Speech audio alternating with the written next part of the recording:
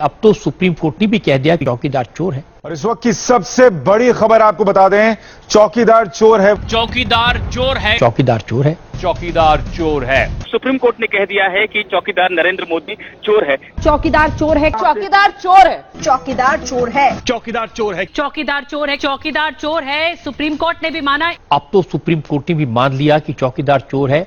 Supreme court ने भी मान लिया है कि पीएम नरेंद्र मोदी ने चोरी की है। कि सुप्रीम कोर्ट ने भी मान लिया है कि चौकीदार चोर है। कि सुप्रीम कोर्ट ने मान लिया है चौकीदार चोर है। चौकीदार चोर है। कमल छाप चौकीदार चोर है। चौकीदार चोर है। चौकीदार चोर है। चौकीदार चोर है। ड्राइव चौकीदार चोर है। अब तो सुप्रीम कोर्ट ने भी कह दिया कि नरेंद्र मोदी ने अनिल अंबानी की जेब में 30,000 करोड़ डाले। चौकीदार चोर है। सुप्रीम कोर्ट ने मान लिया है साहब, अब तो चौकीदार चोर है। हैशटैग चौकीदार चोर है। चौकीदार चोर है। चौकीदार चोर है। चोर है। चोर है। चोर है। चोर है। चोर है। चोर है। चोर है। चोर है। चोर है।